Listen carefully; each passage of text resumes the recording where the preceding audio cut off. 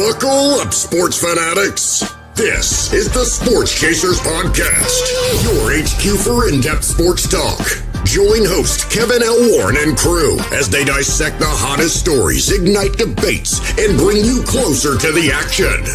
From locker room whispers to expert takes, we cover it all. It's game time, so strap in and grab a drink. The Sports Chasers Podcast starts right now. Hey, what up, everybody? What's going on, everybody? It's another edition of the Sports Chasers Podcast coming to you live and direct. I'm glad to be here tonight. Hey, a lot to get into when it comes to the world of football for college and the pros, the NFL. A lot of chaos and anarchy in college football is about to settle upon us. Hey, but we'll get into it real quick. But before that, hey, let's meet the crew. We got the angry one, James Eric. What's up, bro? How are you tonight, sir? What's going on, brother? Man. Monday night Blitz. We got a lot to get into. Let's go. Let's get it. Let's go. Let's get it. We got the DA. DA, what's up? Well, D-Dubs, go ahead. What's up? Yo, what's good? It's good, man. With his Denver Broncos hat on. Bo Nix. Oh, yeah. Yeah. Go, Bo Nix. Believe in Bo. Yeah. Believe in Bo. Because I don't believe in Daniel, but go ahead. But we'll talk about that. I don't think anybody believes in Daniel right now. But hey, my main man said, shout out to neighbors. He's like, I don't know what it is. I know better than I do. Neighbor said it ain't the quarterbacks. It ain't the quarterbacks. I don't know what it is as he smacked on that gum. Yo, we'll get into it. Oh, the DA says his team needs to just tank. The Niners 5-5 and got my man. Who was out there last night? Bro, the standard is the standard, fellas. That's just what sports is for us. For us, for the West Side, standard's the standard, man. It's Super Bowl or it's nothing. If we can't go, we wait till the draft and get something to help us go. We let go of Debo and get something in his place, some defensive dudes, and us in the desert wouldn't know nothing about that because we don't know what a standard is because we never won shit. But anyway, let's go, Kevin. Let's go. With that said, as the AP college football 25 countdown rolls down, hey, there was some losses and some wins. Those that believed in Indiana, guess not. But let me just roll down the AP top 25 according to college football. Shit, man. We got Oregon. Oregon is number 1. Number 2 is the Ohio State. They're number 2. Texas is number 3. Penn State, as the DA just screamed out, is number 4.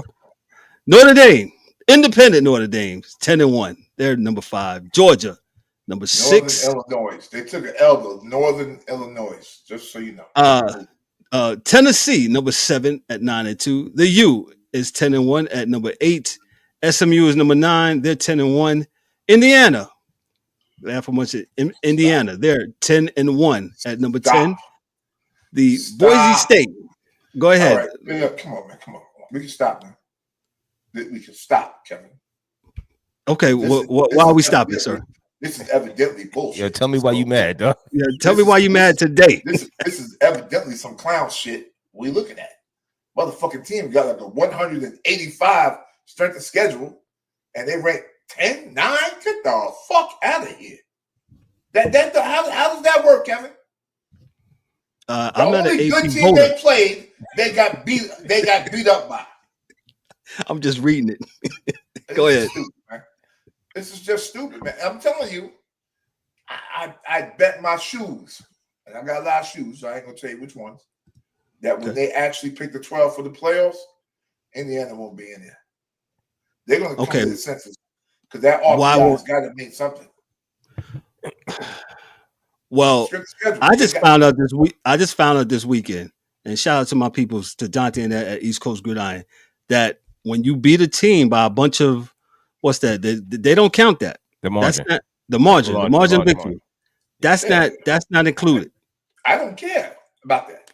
They didn't play any good teams. I don't care what the margin was. They did not play any good teams. Are you speaking of Indiana? Just to be clear. Yes. Yeah, he's speaking of Indiana, yo. And hold on, Kev. And to be honest with you, for the same metric that we used last year against Florida State, I mean, he stands corrected. He stands, Come on, man. We can't do this, man. I listen. Y'all know I am with conspiracies, but I'm even bigger with respect. And the way they treat the public with these games on TV, so these fools got something to argue about. I keep telling they're not going to do it because it don't make for good TV.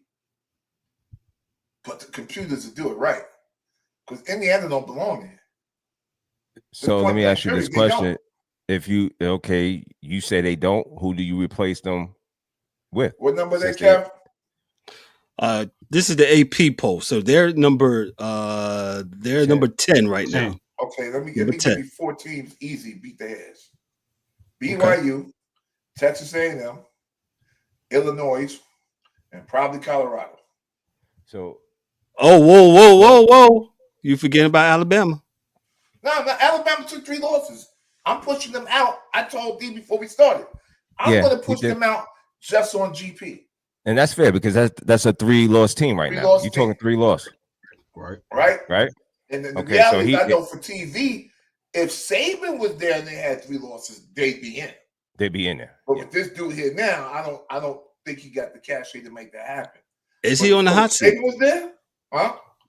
Is that coach on the hot seat? What's this? No, it's first year. No, that's his first year. I don't Yeah. We doing that already? I'm just saying, the alumni there, there's a standard. There's a standard. Yeah, there is, but first year, they're gonna throw you out for one. Yeah. Now the second year, they'll get you out of here second year. Now, because remember, one year, Alabama's this. This is the thing.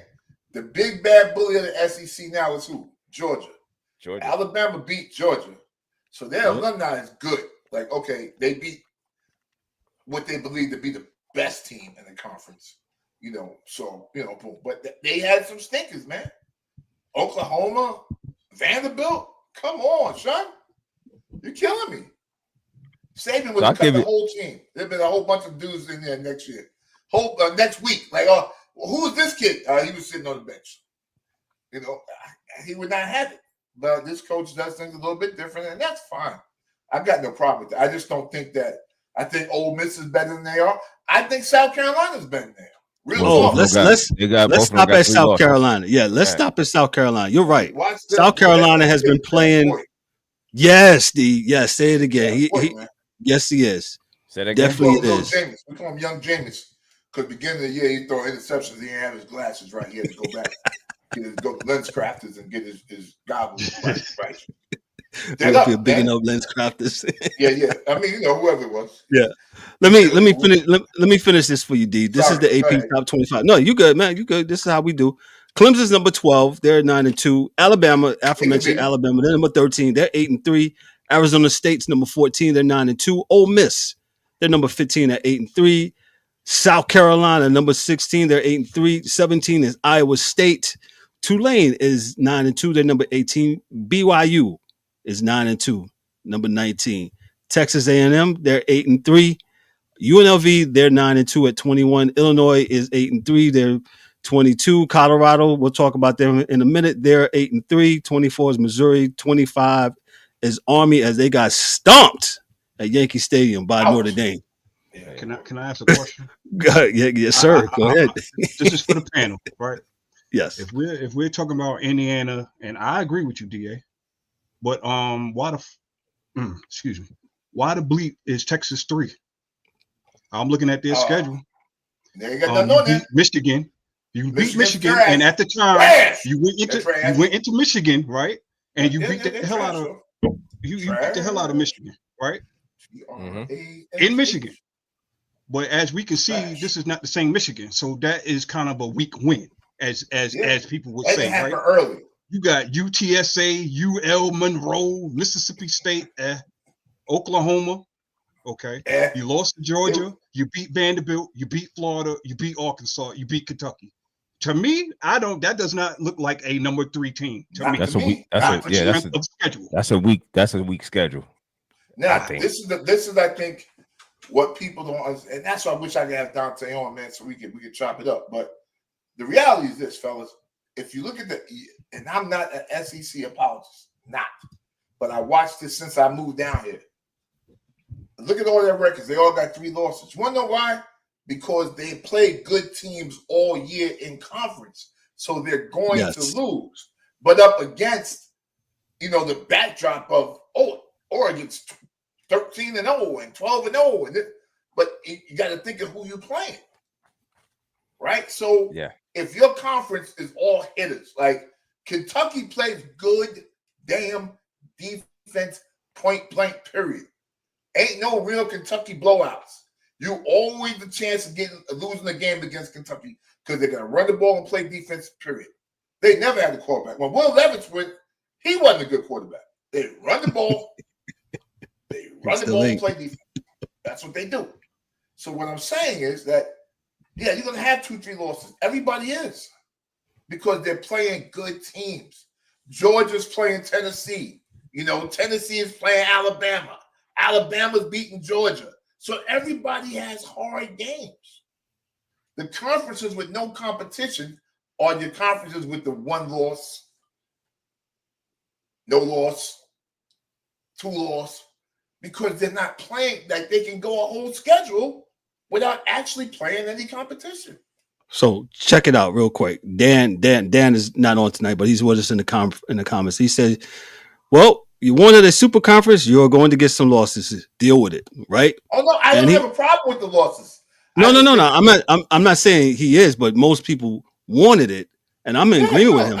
I think it's they wanted it, and so now they're going to beat up each other, and this is what you got. And then, like you said, some of the lesser conferences, they're not going to have this. Yeah, I don't have a problem with them beating on each other because it's been that way. My problem is the people who are supposed to be the adults in the room, the people who vote the teams in, are supposed to take that into consideration, that you got, of top 25, top 50 teams in the country, 10 of them are, just saying for example, 10 of them are in the SEC. So you're going to have more losses if that's the strength of the conference. Because they used to play into it as well. Remember one year, it could have been more 6 years ago, y'all. All 4 teams in the playoffs was from the SEC. Yep. That wasn't but a few years ago. It's like when the Big East, back in the days of basketball, they had St. John's, Georgetown, and Villanova all in the Final Four. It's just when the conference is better, that's what you're going to get, even with the losses. But we'll see when they start to play each other. So that's all. Yep. That's all I said. Because, God bless. I don't want CNN to play Georgia. That won't be good. That won't be good TV, folks. I'm sorry. It just will not be good TV. That's one of those, sure enough, Lowe's, Home Depot, Lowe's and Home Depot, Lowe's, Home Depot, and Harris Teeter days. Like, you do the whole thing. Well, I have another question. And again, after the whole Florida State thing, I get it. So I'm trying to roll with the punches of how things are, right? But here's my thing. How are we ever going to know if a team is actually any good if they are stuck in, say, the Big 12 is having a down year, right? Or the ACC, right? So when it comes to the ACC, we say Clemson and Miami, right? The U is back, right? That's what everybody's saying, right? Until they're not. Until they're not. Right. Go ahead. But like the SMUs, SMUs, or maybe let's say if Duke has a breakout year, they go undefeated, right? Right. How are we supposed to determine if these teams are any good, if they are actually establishing a program, if they're looked upon that, you're in the ACC, you're not as good as the SEC, your strength of schedule, this and that, and the third. You can only do but so much in your out of schedule scheduling. You're out of conference scheduling. You got the conference got to get better, right? So when you play 2 or 3 other teams in your conference, they're ranked. So because you're going to ride with their rankings. So if Clemson beats Miami, if Miami ends up being number 1 at some point during the season, that makes Clemson look good. That's what it has. So you just can't have Clemson, Miami, and then everybody else is trash. Because then it's like you most of your schedule, you're beating up on nobody, and then you're out of conference. You're not playing anybody. So what happens is, and this is what I've seen, is that the schools that are good, they start to know that to get ranked the right way, they gotta back. Like just last year, it was when it was the Pac-10. It was I think Ohio State and Oregon have had back-to-backs every year, like playing each other every year, home here, home there, for the last 2-3 years. So that's always going to be a good out-of-conference game against a good team, right? Notre Dame, to their credit, when USC was rocking, they always played USC. You know what I'm saying? That was always the chance for them to at least get a good team, because they played Boston College 8 times, and they played every military school and all that, right? They do that. But what I'm saying is when you get that USC at the end or Stanford at the end and you beat them and they're ranked teams, or at least, 15, 16 ranked there, then it makes them look good. Right. Yeah. You know what I'm saying? But if you go a whole season, and it's not your fault, but it's your program's fault, because a team doesn't schedule those type of games. A program, they schedule those type of games because they're not scared. They're going to put Ohio State on it. They're going to put Penn State on the schedule. I would love to see, like in college basketball, they have the ACC, SEC challenge. I would like, the NFL. You got NFC West. And, listen, man, I would love to see the SEC, Big Ten. Boom, 1 year. Everybody's out of conference games is going to be against somebody in that conference. And, just hopefully you end up playing Purdue, which won't really be a game. Well, we need to sign you up for the committee. Yeah. We just had to clean up your language a little bit. I just wanted to ask that question to all our viewers that don't really understand the ins and outs of college football and how things are. So, for my own knowledge as well, but I think the listeners need to hear that. No, that's Bristol looking like Tubbs. Crockett and Tubbs.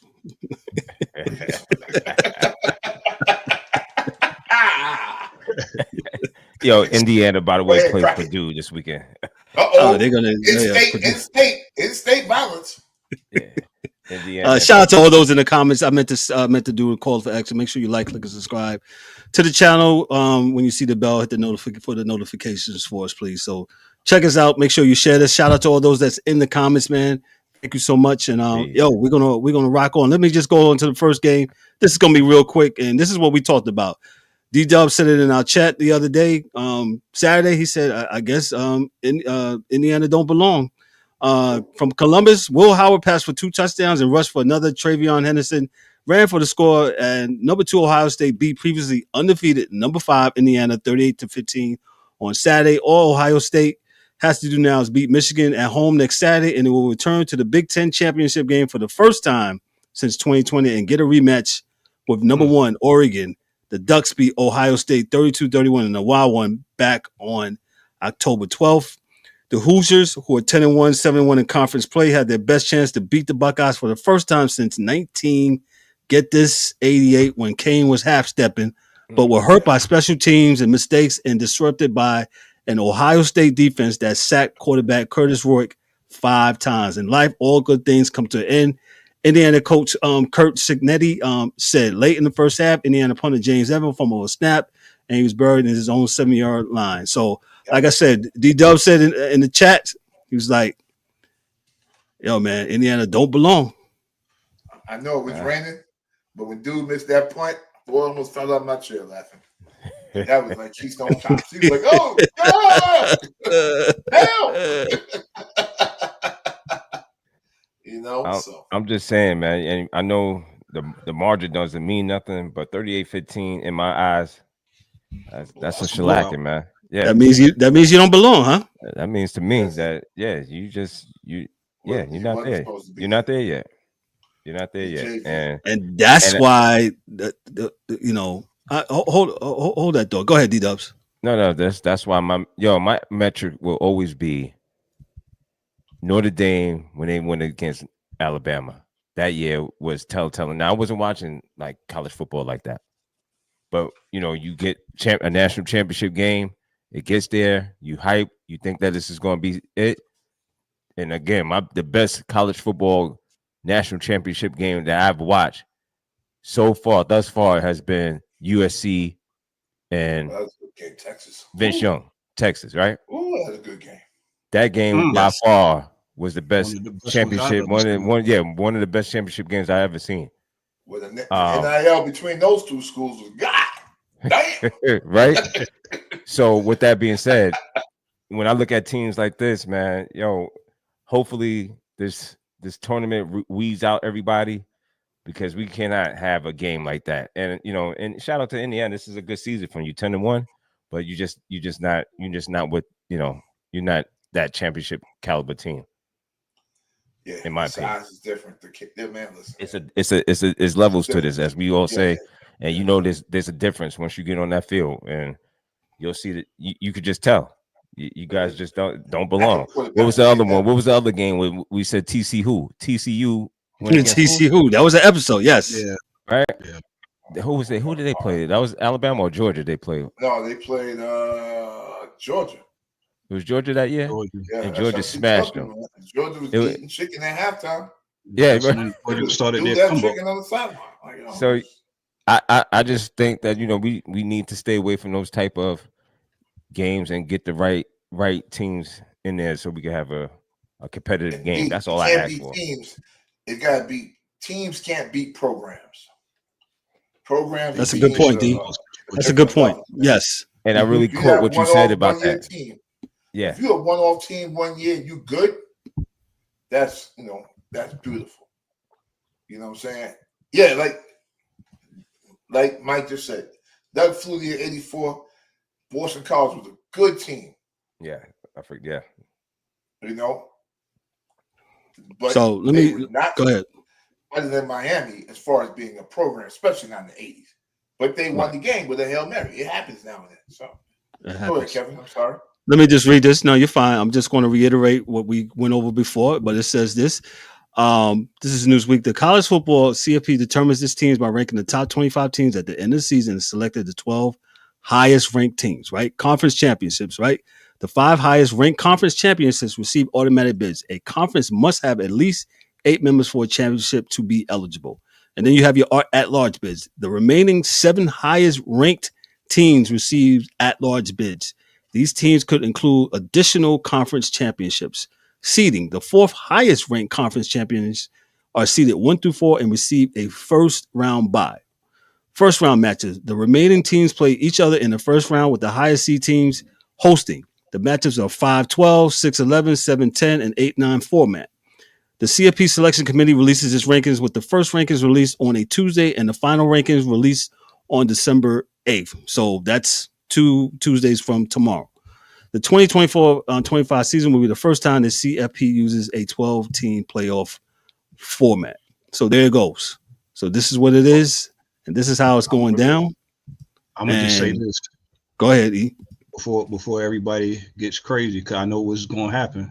Well, some of the conference champions is not going to be better than some of the at-large. Hey, look, man. This is what we got, okay? Relax. Say it. This is what we got. And you may be right, but guess what? This is what we got. When you're a conference and you get an automatic bid, that is just that simple. Just like in the NFL and the pros, when you're division, you automatically get in. You ain't got to worry about nothing else. So they're doing their jobs. I'm not mad at nobody for doing their job. That's your job, is to win the schedule in front of you. It's up to those folks that are doing this, choosing stuff to make a good decision. That's why I just put it in the computer. Let the computer do it. So. Dan, to Dan's point, they put the schedule out every Tuesday. So it's every Tuesday they put out the playoff schedule. Tonight is just the AP rankings, according to the AP, the college AP rankings. So that's that. Let me go to the next game. Where's Mike Mills at? Mike Mills is not with us tonight, but what did he say last week about Kansas? Let me just. I can't remember. What he say? Kansas, they're 4-7 team. Yeah, that's it. Kansas. Go ahead, D. I said it. You can look back on the thing. I told them, watch out for Kansas. And they mollywopped them. They ran Warren Sapp's crew into the ground. Let me read it. From Kansas City, they played at Arrowhead Stadium this past Saturday. Devin Neal ran for 207 yards and 3 touchdowns, caught 4 passes for 80 yards, and scored another, and led Kansas to a 37-21 victory over Colorado on Saturday that dealt a big blow to the Buffs' hopes of playing for the Big 12 title. Jalen Daniels threw for 189 yards and a touchdown, and the Jayhawks 5-6, 4-4 in conference play, scored on every offensive possession but their last, keeping Colorado stars Shedeur Sanders and Heisman Trophy candidate Travis Hunter standing on the sidelines. We controlled our own destiny, Buffalo's coach Deion Sanders said afterward, and we fumbled it. Now the Buffaloes 8-3, 6-2 in conference play need to beat Oklahoma State next week and get some help to play for a title in their return to the Big 12 and ultimately earn the league's guaranteed spot in the college football playoff. Shedeur Sanders finished with 266 yards passing with 3 TDs, setting the Colorado single season record with 30 of them, and Hunter had 8 catches for 125 yards and 2 scores a day as a two-way standout continued his Heisman campaign. I'm not going to stop reading there because there's no more to read. Hey, Kansas controlled the ball. My man, he had what's his name? Had 207 yards rushing. Game over. And Colorado won't and can't run the ball. That's it.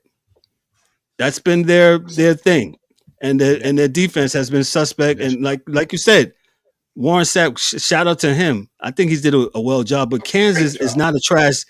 Kansas is not a trash team. When Mike said that last week, he said, I said, okay. I think they're better than what their record indicates, because sometimes you have those teams like that. And sure enough, go ahead, D. I think you're right, Kev. I'm 100% with you. You know, it's weird because the one thing you're going to get out of Kansas is some linemen. You're going to get those corn-fed big old boys. And like I said last year, it's going to take some time for Colorado to recruit the linemen in abundance that they need to stifle a running attack like that. Like, they don't have enough just yet. Like, they got, maybe 3-4 guys that are good. Like, Tennessee runs 8 linemen in the game, defensive linemen. Every game. They play 8 dudes. So they're never going to be tired. They're going to be right. And you can see where, Colorado was getting gashed, man. Yep. And they run a 3-4. So they could pick it up, and they were doing what they needed to do. And, it's a little weird because some games they run the 3-4, and other games they run the 4-3, which is weird because it's I guess it's hard. I would say it's hard because pros don't even run, change up defenses like that. But It is what it is, because their defensive coordinator was on the sideline looking dead confused. They kept showing him with the camera, and he was looking like Coach Klein, with the water boy. He's like, Coach Klein, where you going, Coach Klein? I'm just going to get me a Frankfurt. I'll be right back. He was looking like Coach Klein. Dude didn't want to be there. So, it was rough. It was rough. I'm with you, Mike Bristol. I'm with you. Kansas had beat 3 teams in a row. This the 3 ranked teams in a row. 3 ranked teams in a row. And not to mention, Kev, Kansas controlled the whole game. The whole game. 55 rushing attempts. Check out the time of possession, man, which is they held the ball for 40 minutes compared to Colorado's 19. That says it all. In college football. Say that again. Go ahead. That is unheard of in college football. 40 minutes dominated the ball.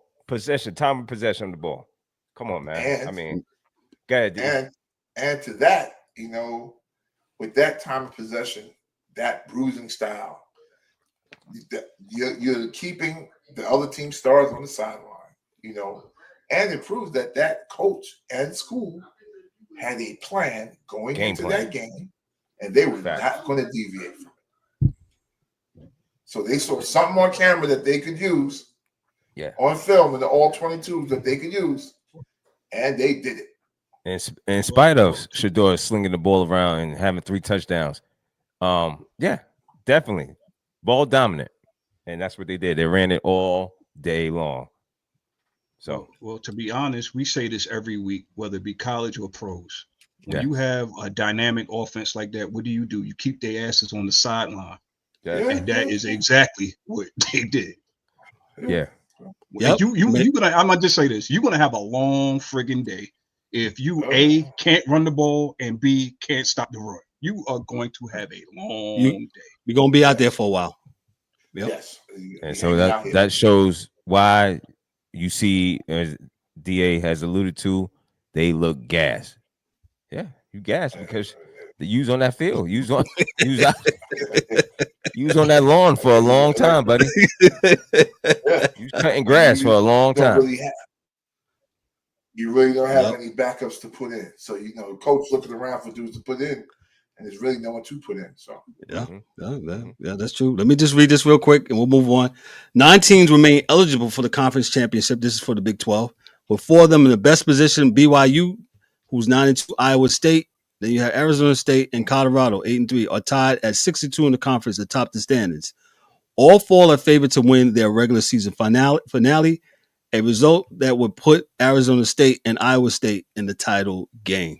So, and there's a bunch of other tiebreakers that I won't go into because there's a bunch. If this one loses, that one loses. But this is a scenario where if they all win, you're going to get that game right there. So this is the last week, right? Last week round up. Pretty much last week rounding up and all that. Yeah. So now, just to my point, fellas, if one of those 4 schools play the ACC school out of the conference and beat them, that would automatically have them looking, even if they don't win the conference, it'll have them looking strong to be in the playoffs because they beat, Clemson or Miami or whatever it is. But you don't play nobody out of conference as strong. You got nothing to help you out when you're in that situation, Kevin, where it's 4 schools tied. So 2 are going to get in to the championship, but the other 2 could be in that large if they have a strength of schedule. So with that said, maybe going forward, because like how you said and you educated us on this show, schedules are made out 2-3 years in advance. Yeah. So with that saying, athletic directors, maybe you need to schedule not University of Cupcake or College of the directional north, south, east, or west. No. Yeah. Schedule a little bit harder competition. That's all I'm saying. Unless you just don't have no confidence in your squad, then we understand. Oh. And then we won't talk about you when around this time next year because you'll be in the same damn boat. Yeah. Oh, but you can't say that about us, man. We tried. I just did. Yeah, soon it's gonna be what I said, y'all. These lesser schools are gonna get relegated to a different conference. I don't know what they're gonna call it, but it's gonna be a different championship. It ain't gonna be the FBS. It's gonna be like the FCCAS something. Because it's these schools are not gonna sit here and not win championships. But they're not. Like Indiana, the chance of Indiana ever winning a championship or probably this is their biggest chance to at least sniff one. But because anything can happen, right? Anything can happen in one game.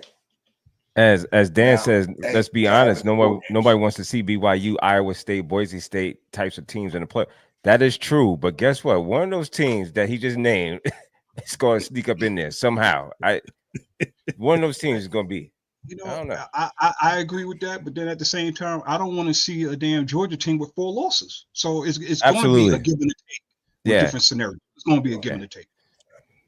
I'm sorry that you play a lot of hard schools, but 4 losses, 3 losses, just like I said, man, and they got to do better, and I'm sure Kirby will.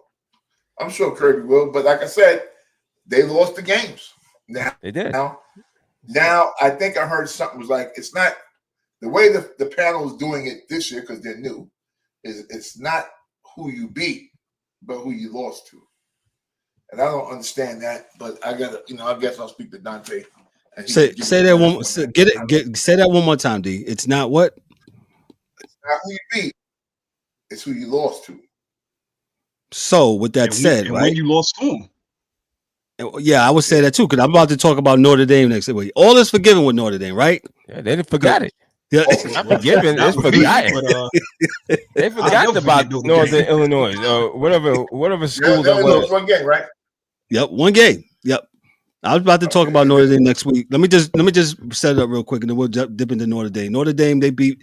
There's really nothing to talk about from the time to open and kickoff. They just dominated Army. Army is they're tough at what they do. They play a different offense. D always alludes to it, but they wasn't strong enough for Notre Dame. And the shout out to the cadets of Army of North. What I was going to say, West Point. Excuse me, for trying on, but Notre Dame is they're a powerhouse right now. They're 10-1, and they beat down on the Black Knights of Army West Point 49-14. So go ahead, E. No, I'm just looking at their schedule, man. Man, I'm sorry, I'm different. I'm sorry. You beat Louisville, you beat Stanford, you beat Georgia Tech, you beat Navy, Army, Air Force, Marines. Man, whatever. Whatever, man. If y'all want to parade with this but it's going to tell on them.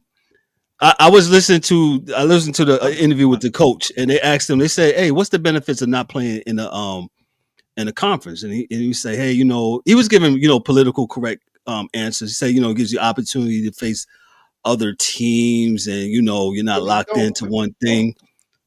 Say it again, D. I'm sorry. But you don't. You have the opportunity to, but you're still playing Army, Navy, Air Force, Marines. Right? Boston College. The Marines do not have a football team, so don't. Actually, the Marines will play for the Army, Navy, and the Marines. Like what? Somebody's fact checking us right now. The Marines, they don't even know what they're talking about. The Marines. No, the Marines officers for the Marines go to Annapolis, which is the Naval Academy, and they are eligible to play on that team. That's all. Thank you. They want to. But what I was saying was they do have the opportunity, not being in the conference, to play whoever. Now, I can go back 5 years, and I think they played Clemson once. And no, twice. They got beat.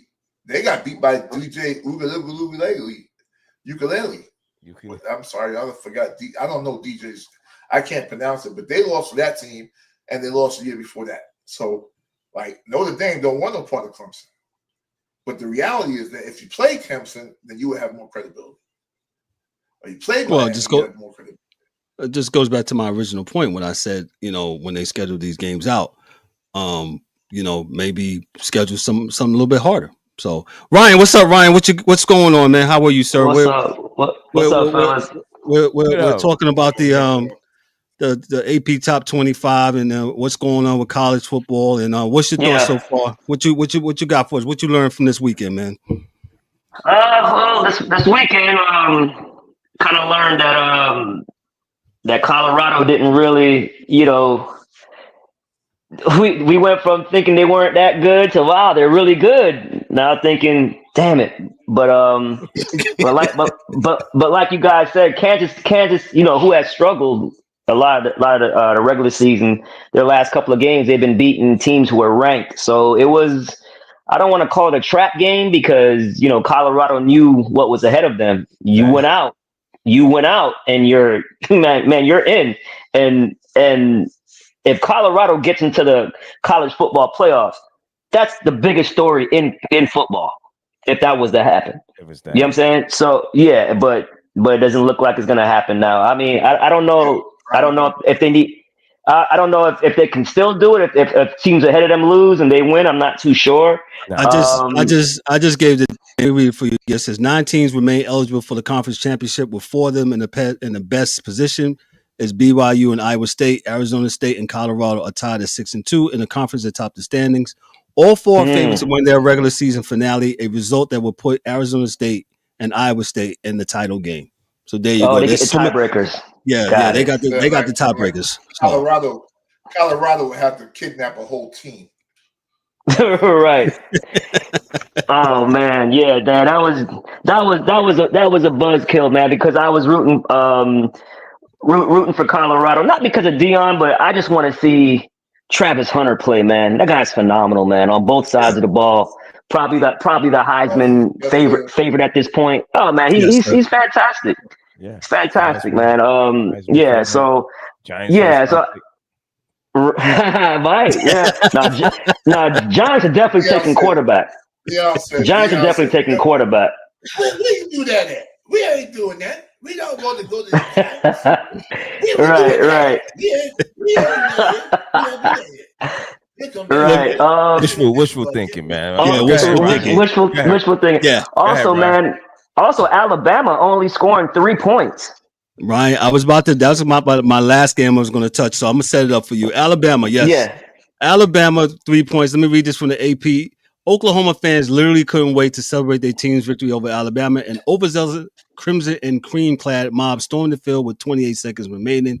After the announcement that the games were not over, the field was cleared. The Sooners took a knee to run out the clock in their stunning 24-3 win over the 7th-ranked Crimson Tide on Saturday night. After that, thousands of Oklahoma fans returned to the field and partied for more than 10 minutes as song as played Jump Around by House of Pain and Fiend by Travis Scott played. True freshman Xavier Robinson ran for a career high of 107 yards and 2 touchdowns as Oklahoma became bowl eligible and took coach Brent Venables off the hot seat. So I'll just read. Oklahoma played a really good game. I'm going to tell you who didn't play a good game. Jalen Milroe. Yeah, he might have heard his stop too. Might have heard his draft stop with that. So go ahead. He was 11 for 26. He threw 3 interceptions. He just didn't have a good game. Go ahead, Ryan. Right. Yeah, and for his aspect, I kind of might have heard his draft stock because there was there's talk about the top 3 the top 3 quarterbacks with Shador, Cam Ward, and himself. Mm-hmm. So Cam Ward has slipped too the last couple of games. He hasn't really been lights out like he normally is, and that's why Travis Hunter had is the odds-on favorite to win now. But I already had kind of was a little skeptical about Milroe as far as a top pick, man. To be honest with you, he just doesn't look polished to me. You know what I'm saying? He's an athlete, but it's sort of like Richardson with the Colts, right? It's sort of like he's in that mold, and I don't and I just don't. He got rattled. I think he got rattled. Absolutely. And that Oklahoma was coming, and I mean, he threw some interceptions. I was like, holy shit! Yeah, that for you to be supposedly I guess they would have one of those every 3 games, and that's what dude has. And he'll rifle the ball to a guy 4 feet from him. Mm-hmm. Like sometimes I don't. He's weird, but right, and that's just him. Yeah, and that's just him. No problem, brother. And that's just him. You trying to do too much. You know what I mean? Like trying to, get everything back at one play, or they were down. He's trying to make something happen.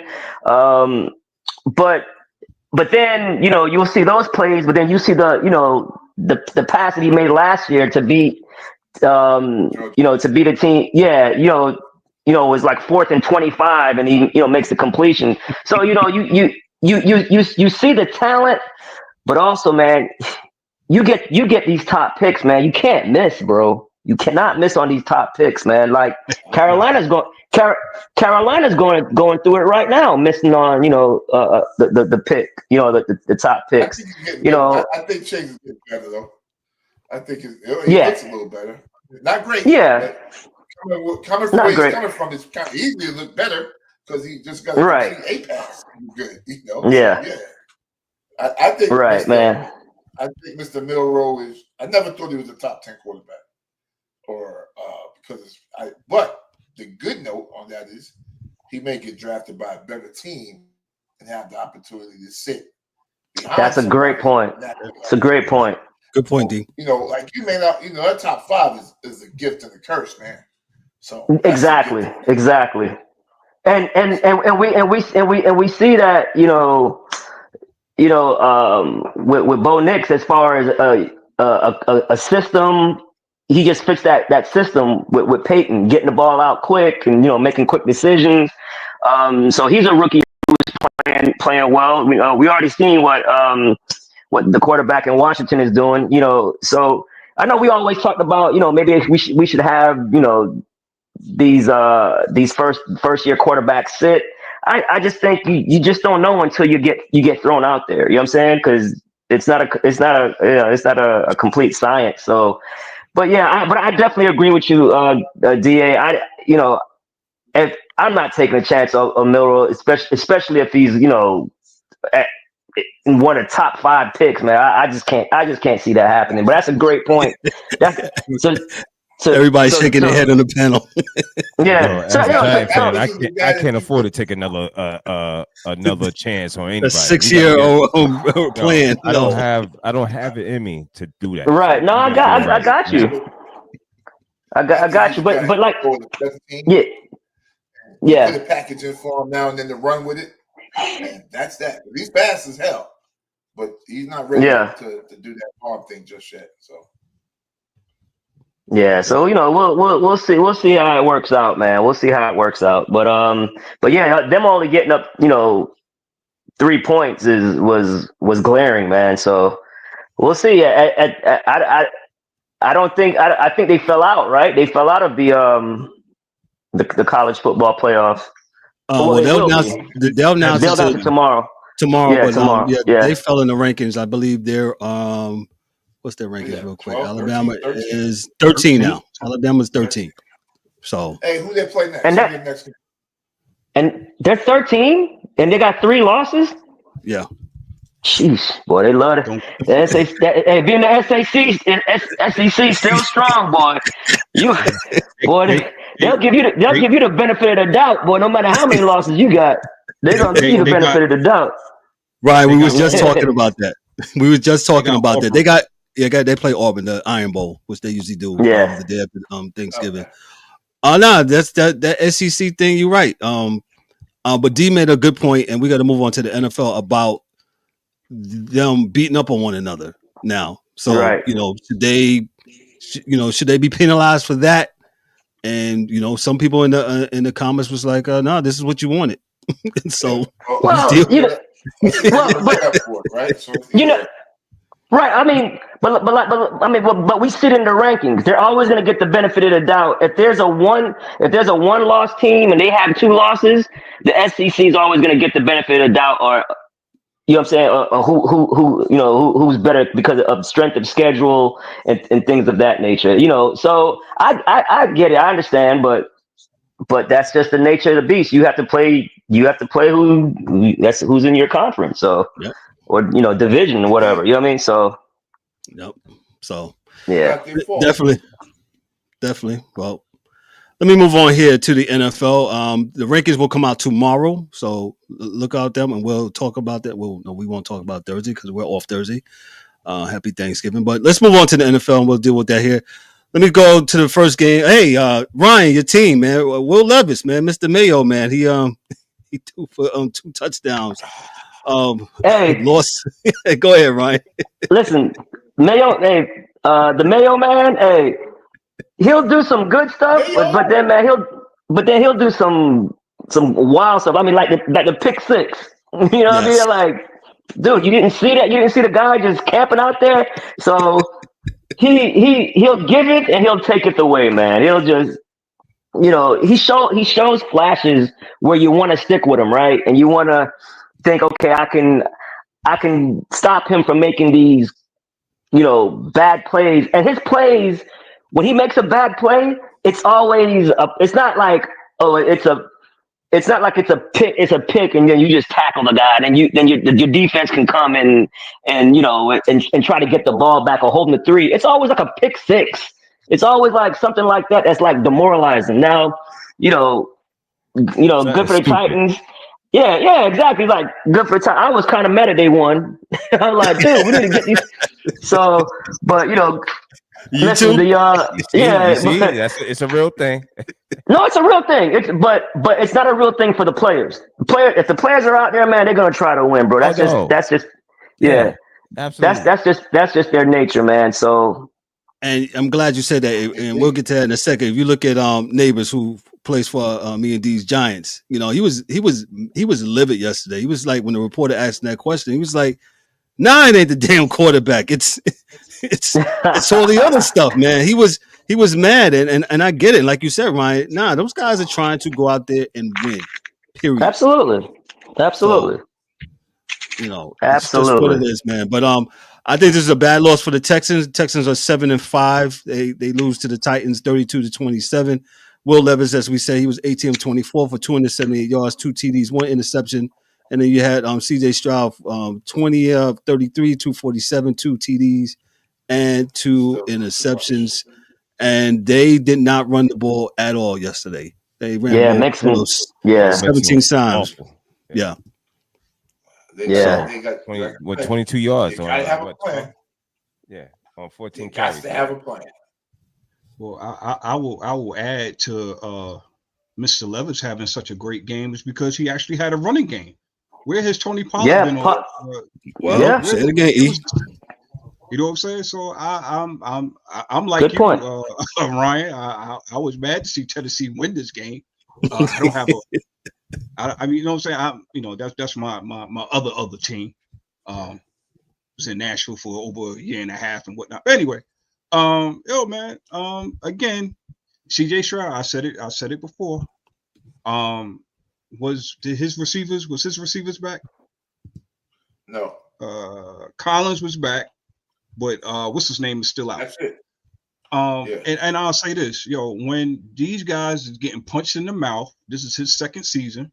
Everybody sees what you're about, and if you're not having your full complement of players, or if you're not playing your A game, they are going to come for you.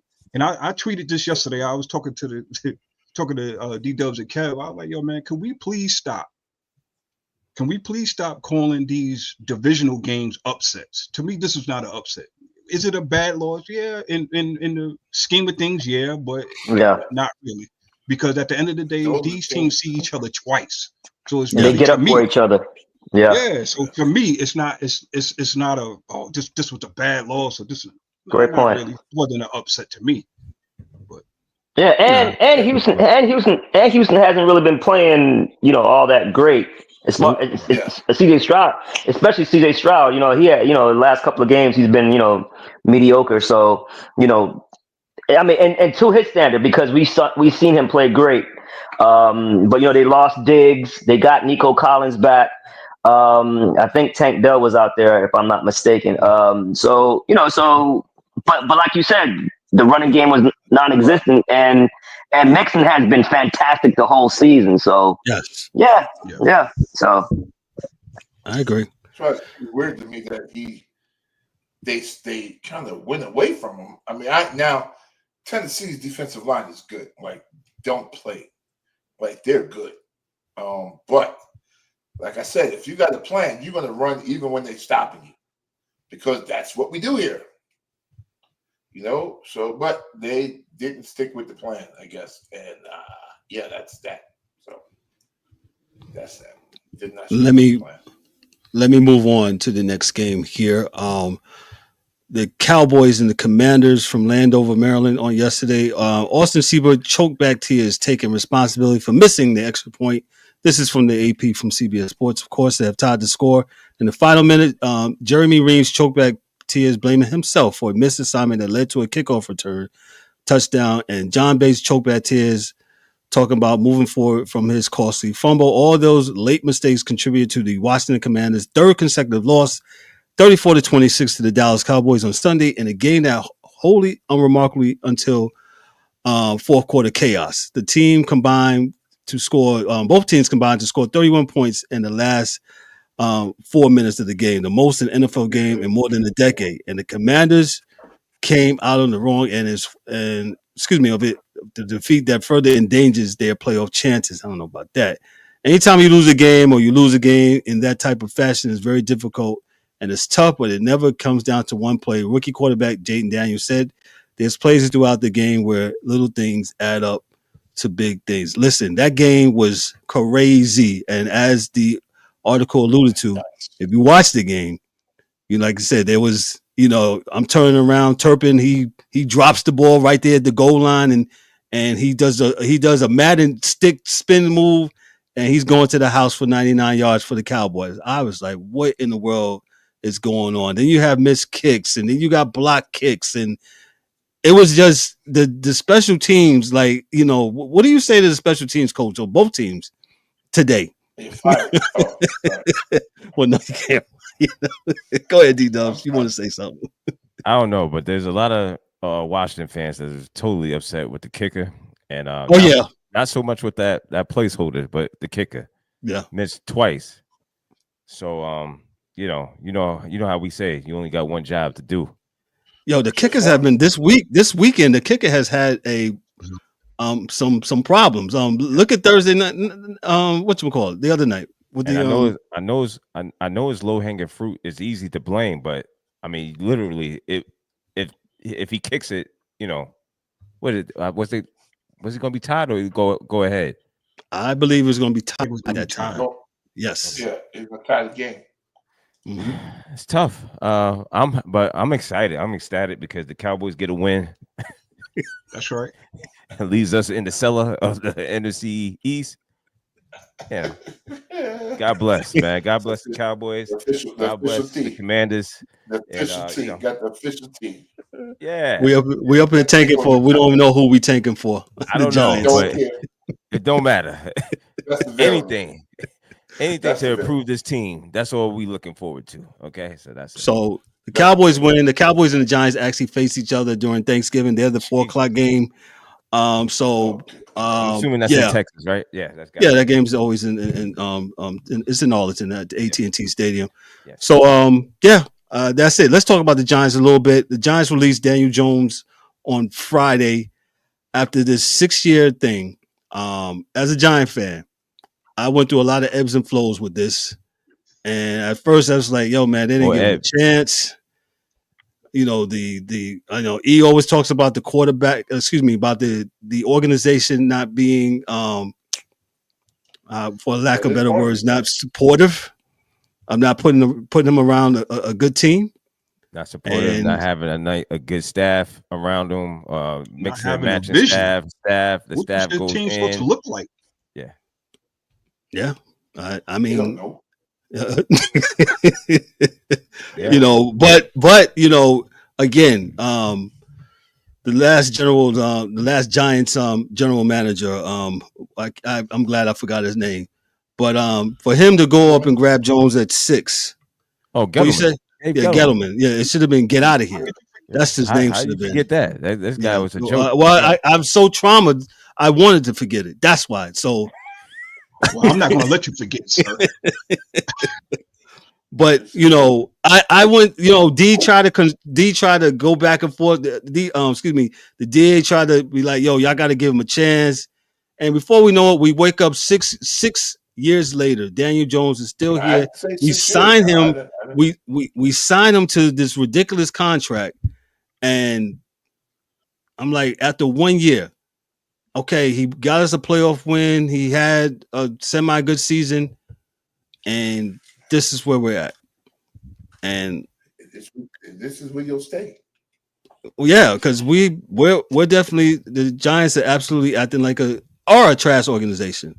I don't even know if it's we keep the regime that we got now. Question. It's tough, man. Go ahead. Question. So at this point, are you gonna you got a clean house? I mean, would you clean house? If I was the owner, if you was the team, the owner, yeah. If I was Kevin Mara, yeah.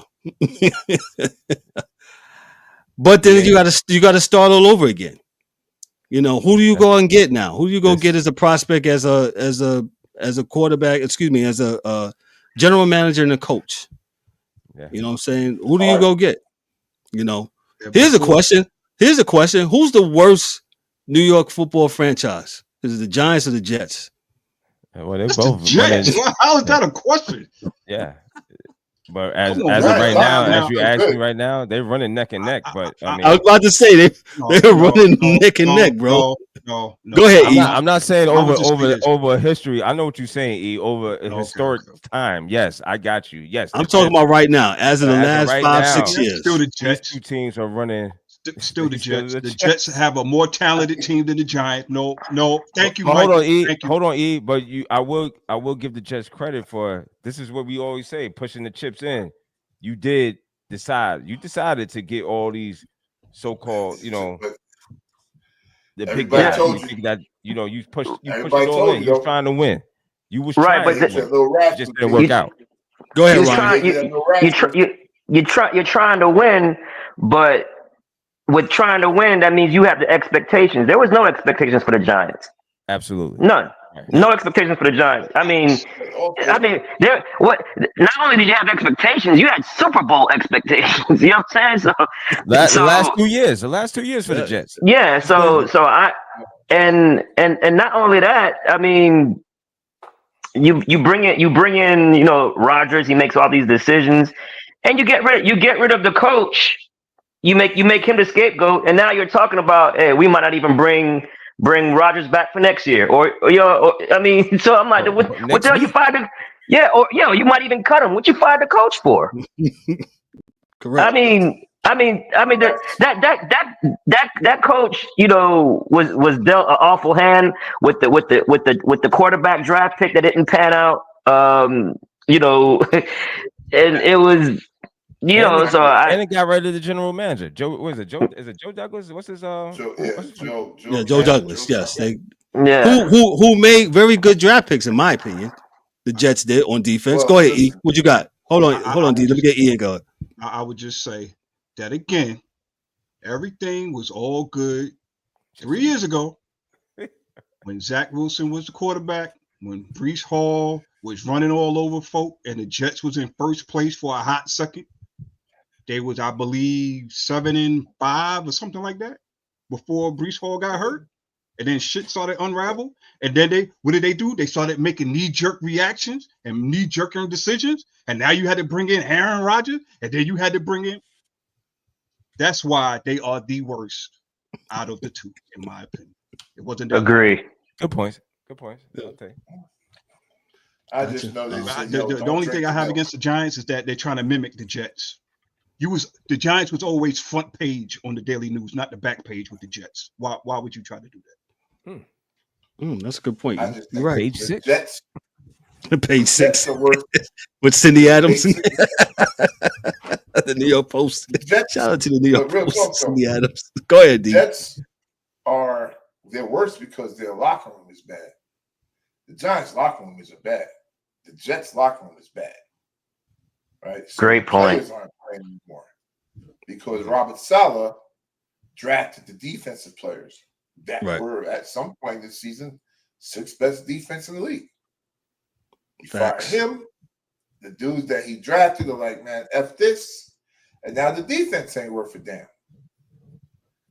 So the locker room is important, man. And they got just have a bad locker room right now. So they're not on one accord at this point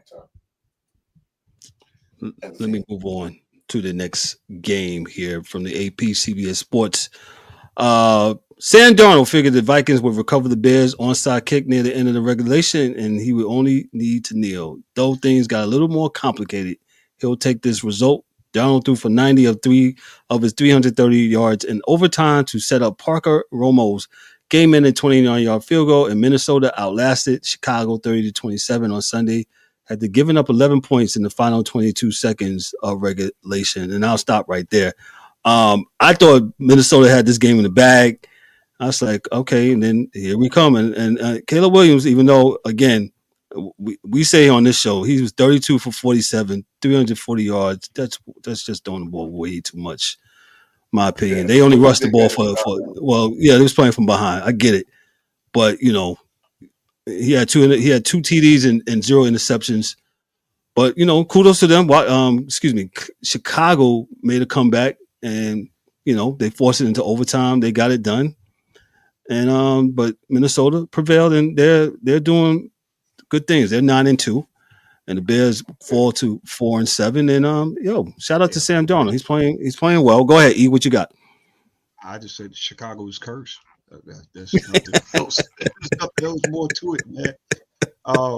But this is an organization that is desperately trying to get better. I think they got the pieces in place. They need to shore up their offensive line some. I mean, you can see Caleb Williams is not a scrub. When the pressure is on for him to try to make a comeback, you can see he can make the throws when need be. But man, you can't keep trying to win a game and thrilling everybody by trying to make a comeback every week. It's crazy. It's crazy. But man, Minnesota did what they were supposed to do. They won the game, man. But again, even if they would have lost, this was I was going to say this was an entertaining game. Wasn't an entertaining game all the way through. But I was about to say when I was watching, no, because Minnesota was handling business. Yeah, but I actually picked Chicago to win this game. And to me, if they would have won this game, it wouldn't have been a bad loss to me for Minnesota, because Minnesota is still, first of all, nobody thought that they was going to be in this position to begin with, and two, it's a divisional game. You know how these boys get down, so nobody catching Detroit anyway. So say that, DA. I'm sorry, we didn't hear you. I said they wasn't going to catch. No one's catching Detroit anyway. That kind of is not the goal right now. It's just to make the playoffs, and they're going to do that. Yeah. So.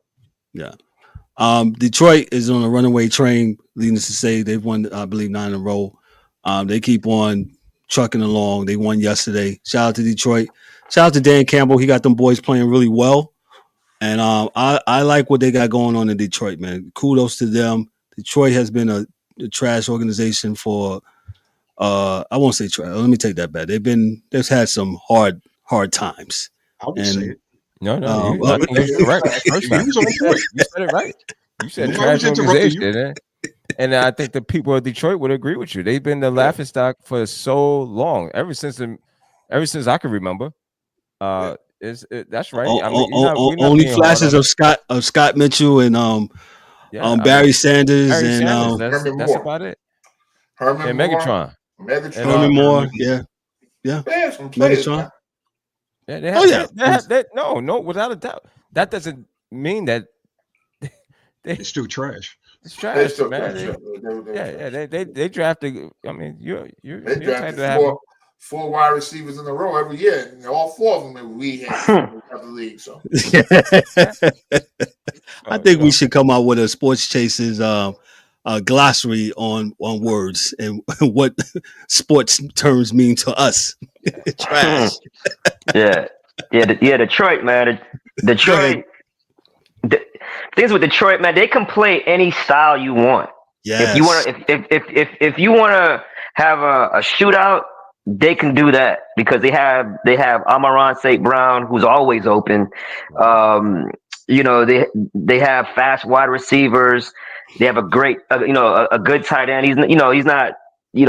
His second year, is not as good as his rookie season. But and then they have the two-headed monster in the backfield, man. Like both can run in between the tackles, both can catch. And then Gibbs just has track star speed, and so it's just pick your poison with them. It's like, okay, you're gonna stop the run. Okay, then we'll play action you and go deep. I know I keep bringing this up, man, but there was one stat was just unbelievable. Like Amon-Ra St. Brown and Goff, I think it got snapped this week, but he had 35 straight completions to him. You know what I'm saying? And he's just always open. So and they play good special teams. Good defense. They just complement each other, man. They play complementary football, and this is how you know they're for real, right? When Goff threw 5 interceptions a couple of weeks ago, and they still won. Still won the game. Yes, and still won. That's telling. That tells you something. That's telling. That tells you something. Yeah. That's that Super Bowl. I got them win the Super Bowl this year because you got to win those games. Yeah. That's a sign of a good team. Overcoming adversity. That's what that looks like. And you able to win the game. Yeah, that's exactly what it looks like. I mean, it's a collision course, man. The way we looking at, Kansas City, Detroit. I mean, there's a couple other teams that sprinkling in there that might, that could cause something. Philly can get them. Philly definitely, yes. That's that kind of game. It'll be a problem. Those are the teams. We'll talk about that next. Yeah, I don't see nothing else. Nobody else in the NFC East between just other than Philadelphia, Minnesota, and Detroit. Those are the only teams that. And Green Bay right now, but I don't think they have enough to knock any one of those guys off. Too many turnovers for Green Bay. Yeah, they got a good enough team. No, they got a good team, but I think George they will. Love. Yeah, George Love bugs out from time to time. So, mm-hmm. As they say in the hood, he be tripping. So, let me go to the next game here. Let me go to the East game real quick. Up in Seattle from the AP CBS Sports, Seattle, Kobe Bryant returned an interception, 69 yards for a touchdown, and Leonard Williams had 2.5 sacks as the Seahawks tormented Cardinals quarterback Kyler Murray, and Seattle beat Arizona 16-6 on Sunday to move into a tie for the NFC West lead. Jackson Smith, I can't pronounce his last name. I'll get it. Has 6 catches for 77 yards and the first offensive touchdown against the Cardinals, who are 6-5 in 3 weeks. But it was the difference that made the difference for the Seahawks, 6-5 against their division rivals who had their 4-game winning streak snapped. I'll get this to E. Yeah, the Cardinals are playing well, and they just didn't have it yesterday, E. Hey, man, like I said, this Cardinals team, even though they're in the lead in the West right now, I had no faith in them keeping that lead. And when y'all asked me who's going to win it, I said, hell, it could be the Rams. It could be the Seahawks. We don't even know. Yeah, you did. You did say that. Facts. And again, I'm looking at. I watched a tad bit of this game, and again, I'm going to say this. I absolutely hate when a team has or starts to get an identity or has an identity and you go away from that identity. That shit pisses me off. I'm sorry. You could bleep me later. It pisses me off. I'm sorry. Why are you not trying to run the damn ball? Now, all of a sudden, you've been running the ball all year. You've been running James Conner to death. Okay. Now you're trying to sprinkle it in Benson. Now I'm looking, you only have 14 carries. You lost by 10. Why are you not trying to run the ball? Contracts. So that's all I got, man. It was a great win for Seattle. Again, this NFC West carousel is going to keep on going round and round and round and round. No. We're stepping off. Okay, well, we're going to step off right with you because obviously this is. Man, To those that's new to the show, DA is a Niners fan, and yes, he's saying that they stepping off the merry-go-round as I guess the Niners are 5-6 now. Yeah, the standard is the standard, brothers. Go ahead, D. Give your standard is the standard speech about the Niners. Go ahead. Hey man, I'll give standard is Super Bowl. If we ain't gonna do that, we ain't going. We may as well pack it up. Shut down McCaffrey. He out there fumbling. He just got back and get the game started fumbling. Man, you ain't well yet. You just sit back, go into the draft, and get the best available player. That's it. Hey, you said my man's not well yet, man. He's not well yet. You need to go back on the IR. Yes, sir. That's what. Yes. Oh man, that's too funny. Yeah, Purdy will be there too, and because he's there and didn't play a full season, guess what? We will not be doing. Paying the man. Hey, I must say you have held strong on that, and you convicted with that. So shout outs to you for saying you've been saying that they're not going to pay that dude. He's not worth it.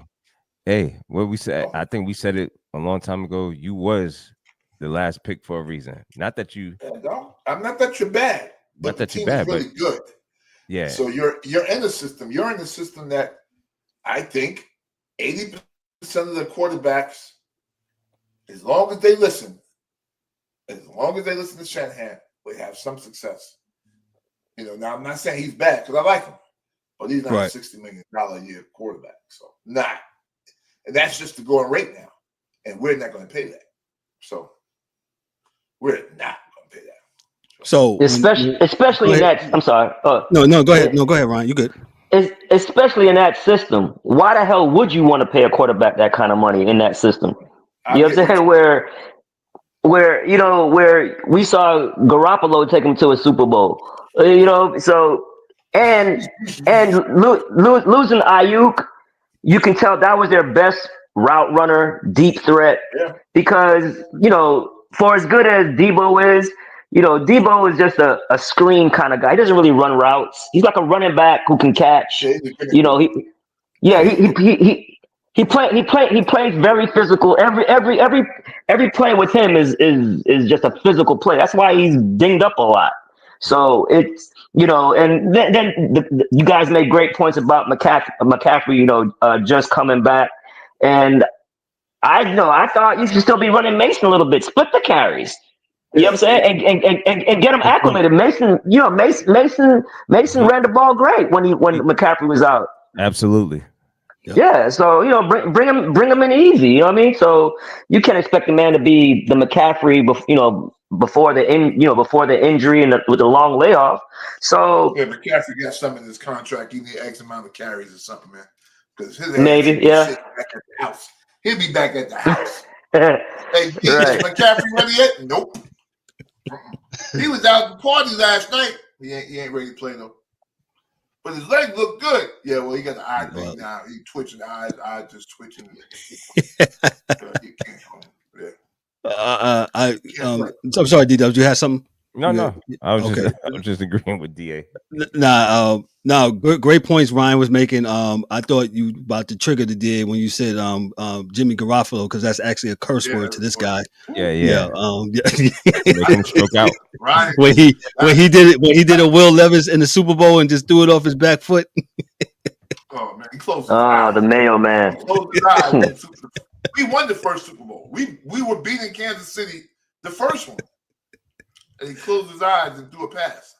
I was like, boy, if I could, I'd run out on the field and tackle that dude. No communicating threats, sir. Let me move on to the last game. Yeah. This is the Monday night game from the AP from Inglewood, California, from SoFi Stadium. When Saquon Barkley glanced up at SoFi Stadium replay at the latest huge run for the Philadelphia Eagles on Sunday night, he happened to see a graphic indicating he had 173 yards rushing, only 16 shy of what he knew to be his career high. I said, I wish I never saw that, Barkley said with a grin. That's just the devil thing. That's how I look at it. I'm a big believer of it. Happens, it happens. Just let it come to you. Barkley decided to continue to run for his teammates, not for the records. A few carries later, both his personal best and several additional superlatives fell right to him with his second massive touchdown run on a historic night. Barkley ran for scores of 70 and 72 in the second half and finished with the Eagles' record 255 yards rushing in Philadelphia's seventh consecutive victory, 37-20 over the LA Rams. Barkley racked up the ninth most yards rushing in a game in the NFL history, largely thanks to his huge TD runs. Bookending the second half, he sprinted for a 70-yard score in the opening snap of the third quarter, and he added another huge run up the middle with 2:44 to play. That's all I'm going to read about that. Listen, Dan had put something in the comments. Dan, I'm not mad about Saquon Barkley leaving. I'm glad he had an opportunity to go play somewhere else. I am happy for my dude. I'm glad he's balling out. What I would have been better had he played in the AFC East instead of the NFC East. Yes, absolutely. I'm not mad because you know what? Saquon Barkley would not put up these numbers with this Giants team. The Giants drew a line in the sand and they paid Daniel Jones. And this is what they get. I'm happy for that dude. I'm glad that he's balling out. And when we play him again, I hope he get 500 yards. That's just what it is. Man. 500 yards is too many damn yards, Kevin. I'm trying to be slick. I'm gonna kill that brother. Hey, man. No, I'm not. Hey, I'm just shit. But I'm just saying, man, most Giants fans, we could have. I said, we wouldn't have did nothing with him. Have you looked at what we did? He has a quarterback now. He has a huge offensive line. He has He has a system. He has wide receiver. They got athletes on their team. Yo, it's what it is, man. And shout outs to the Philadelphia's coach, Nick Sirianni. I believe that's doing an excellent job. He's been. I know there's a lot of Eagles fans. They was upset with him last year. This year too. This year, but this guy's doing an excellent job, man. Look at his record. And he cursed out the fans. He said, "Yo, leave me the plank alone." Yeah, I like man. That, listen, I like that kind of body. Lee. I wish we had a Sirianni on our team right now. Yes. So you know what? Mike, you're right. You said, indeed, what you said. There's no hate towards Saquon, not on this side anyway. Not with us. Not with me and D-Dub. We're objective and we understand how this game is. And like I said this long time. He would not have done this with the Giants as the Giants is constructed as it is right now. So you know what? Shout outs to him. Exactly. I wish he would have went to the AFC East, but he wanted to stay. And yes, right. He wanted to be a Giant. He wanted to be a Giant. It's not like we let him walk. So you know what? The Giants deserve all of this. 5. Yeah. 5. He ain't gonna have no feet, no leg. He'll be in the wheelchair after the damn game. Boy, he think Jack kill him, man. So there's never no hate on this side. But he hurt him at the same time.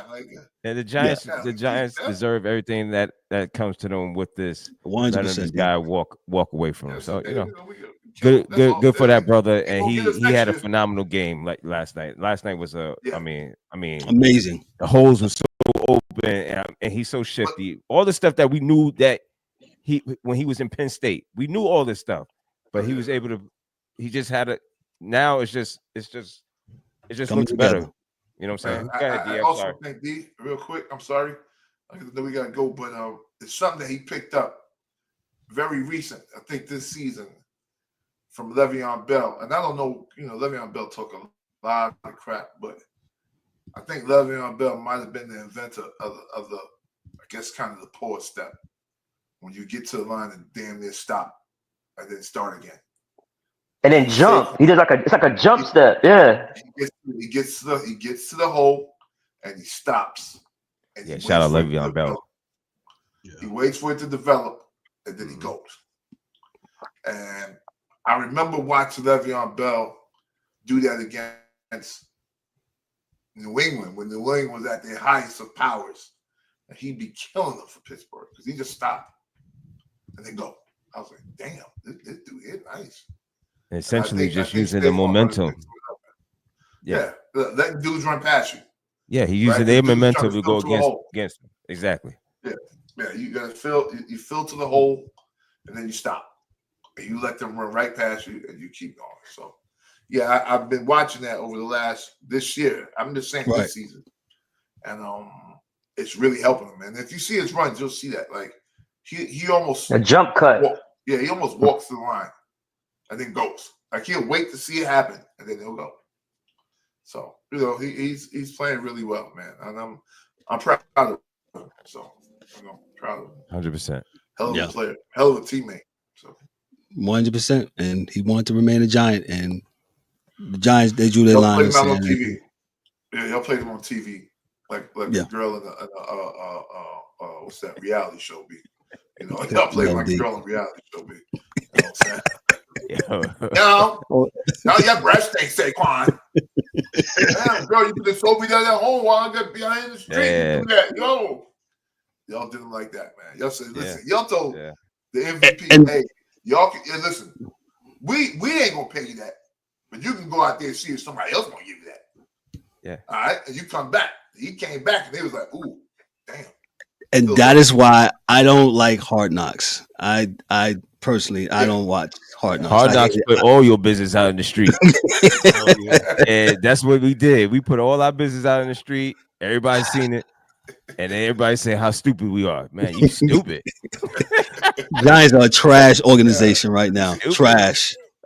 Trash why you let him go, Saquon? He driving a Benz now. Yeah, you stupid, girl. Stupid. Why are you so stupid? I hope they learn from it because they got another phenom out there named Neighbors, and I hope they don't waste his talent the way they wasted. They wasting Thibodeau because I think Thibodeau can ball. For sure. They not put stuff around him. You got to put defensive tackle. What? Can I ask a question? Because I Go haven't ahead. heard We'll try to answer. Ask about what's my man's name? Brian Burns. What has he done for y'all? I haven't heard y'all say anything about that. Oh, Brian Ballin. Brian's from the guy from Carolina. Yeah, he's from Carolina. Yeah, he's straight. But I don't know. But like D said, you need to put more around. Yeah, you need to put at least good around. And the Giants don't have the athletes on the defensive side of the ball. Some on the offensive side of the ball. I mean, I'll just say Neighbors. That's pretty much it. And people were mad yesterday that Baker Mayfield was mocking Tommy DeVito yesterday. I was like, man, we got more stuff to worry about than that. So we'll be all right. You'll be all right. Relax, man. It's not like the Giants are going anywhere, man. But better watch out for Neighbors, and pretty much all that stuff, man. So you got to build a whole defense inside out. Well, that's how we say on this show, right? Yeah, start the trenches. And Giants have not had an offensive line since the last time they won the Super Bowl. So, and one more thing, real quick. Yeah, go ahead before we get out of here.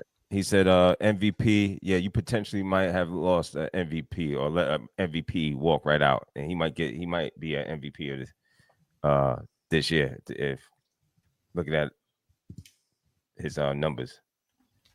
Who's that? I'm sorry, I missed that. D-Dubs. Who did you say? I'm sorry. Saquon. Yeah. Oh yeah. I think the worst part is that y'all could have traded them and got something, and y'all got nothing. Nothing. I think that's probably the worst.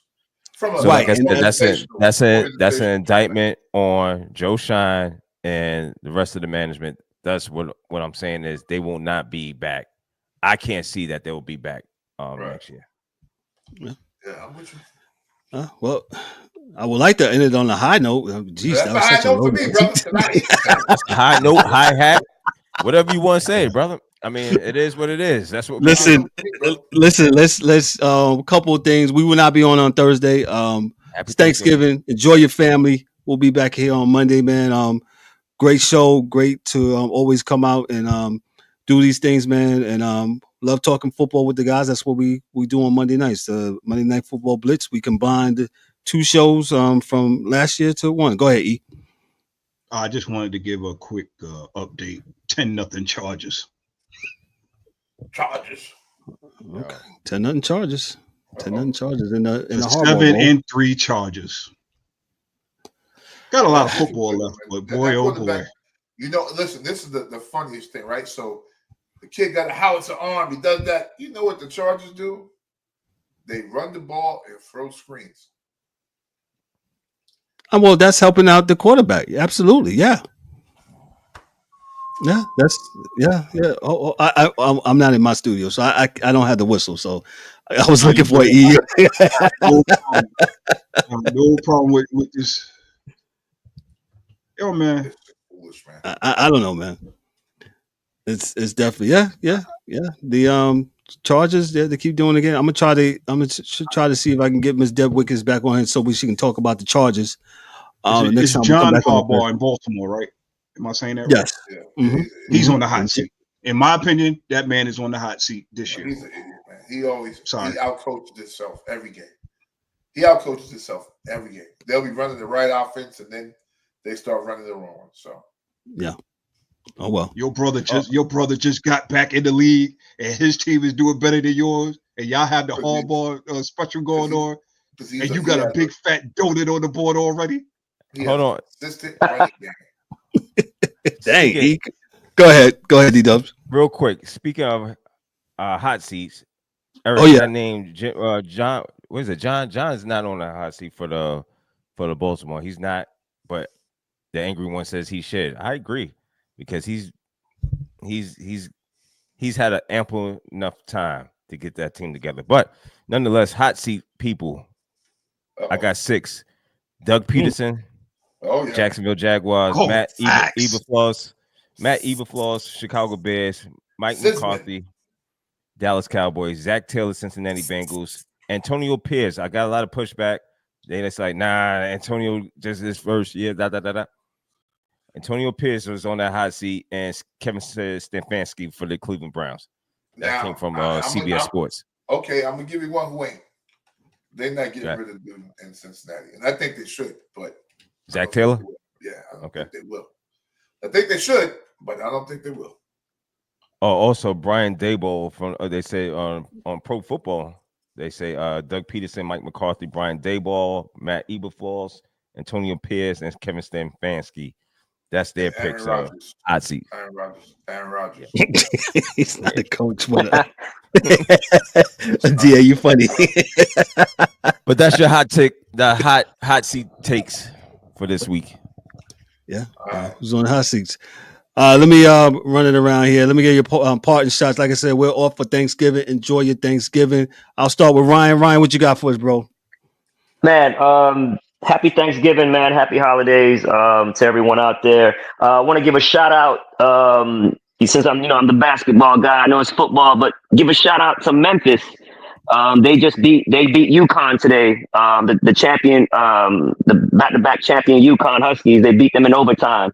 So shout out to Penny, my frat brother, winning beating the champions. And also the champions, the defending champions for the women's game. Yes. South Carolina lost to UCLA. Shout out to UCLA. And I'll next show I'll talk more about that, but about South Carolina and their struggles. But yeah, man, happy holidays, everybody. Just want to give a shout out to those teams. Thank you, Ryan. The Angry One, what you got for us, sir?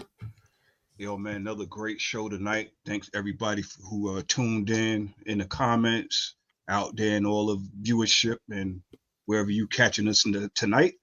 Yo, man, thankful for everybody that was up here tonight, man. Yo, man, everybody enjoy your turkey, your ham, or whatever that you are going to digest in the next couple of days. Take it easy. This is not big back season. Shout out to my big back. Big back. You know what I'm saying? But anyway, yo, everybody enjoy your holidays, man. Enjoy your family. Enjoy the games this week, and we'll be back at y'all next week, Monday, man. Thanks, E. DA, what you got, man? I'm scared to ask you, bro. What you got? Don't cook no meth with your turkey. All right? I knew. Don't smoke the meth with the turkey. Don't cook no cooking the cracks with the dressing. Drug-free Thanksgiving. All right? There you go. Thank you, DA. Appreciate that. D-Dubs, what you got for us, man? Yo, man. Yo, no offense to the big backs, man. If you big back, we want to get healthy this year. We love big backs. We're going to get healthy this year. Don't worry. No worry, because health is wealth. Health is wealth. Yo, everybody, enjoy your holidays. All serious, enjoy your holidays. Everybody have a good one. Be safe. All that good stuff. Sure. Whatever destination you're going to, fly safely, drive safely, all that good stuff. No drinking and driving, all that great things. Yep. Appreciate Big you. up to Kevin, Dan. Happy Thanksgiving, brothers. Yes. Yep. I got one. I got one thing. Make sure you have a good Thanksgiving. But for all my Black Friday shoppers, man, that TV that you keep getting. I said what? I said yeah. Yo, you gonna stand in line for that same TV? Yeah, that's enough with the TV, man. Stop. Every Black Friday, man. You should have had the TV already, man. You can order it now, man. You can order it now. He said, "Get that." I said, "What kind of TV is that?" You try to save $25 on that Emerson, man. Yo, it ain't it. Yeah, my son. Yo, I started. See, I shouldn't even start it, man. Yo, man, you still running out here? You still running outside on Black Friday? On 4:00 in the morning, standing in line in the cold or whatever? Why are you doing that? And Walmart, come on, man. TV 70 inches for $50. On Saturday. Yeah, you gotta ask Gus the doorman. You gotta ask, Gus the neighbor that hook it up for you. Come on, man. Come on, man. I'm just saying. I was like, I saw a meme of that the other day. I said, yo, this is so true. I said, yo, why are we standing in line in Best Buy for this TV again? Yeah, come on, man. People love their traditions, Kev. Don't do that. And yo, for real, man. Yo, it's been Black Friday since last week, I think, man. So you should not. Right. This holiday thing is all messed up now, man. Yo, they still. I was in Best Buy today. They're having some good sales. Now, I didn't mean to big up Best Buy like that, but yeah, just whatever, man. Listen, in all seriousness, let me bring it back in. In all seriousness, listen, happy Thanksgiving to you guys. Thank you. I want to say thank you to all those. We had a nice crowd here in the live chat. Thank you to each and every one of you. Thank you so much for tuning into us, and thank you for rocking with us for the year 2024. We got some better and bigger things that's getting ready to go down in the year 2025. You know what I'm saying? So, hey, listen, on behalf of myself, I'm Kevin O. Warren, your host and moderator, for Daryl D-Dubs Warren, for the DA, for Ryan D'Souza, for James the Angry One, in their absence, for Mike Mills and Dan K, the hockey dude. Yo, this is the Sports Chasers podcast. Y'all be good, be great, be blessed. Hey, we'll holler at y'all next Monday, man. Happy Thanksgiving. Peace. That's a wrap for today's episode of the Sports Chasers podcast. Don't forget to subscribe on YouTube and your favorite podcast platforms, and connect with us on all social media channels for exclusive content and updates. We'd also love for you to join the conversation, share your thoughts, and become part of the Sports Chasers community. And remember to tune in next time for some more real sports talk. Until then, stay frosty.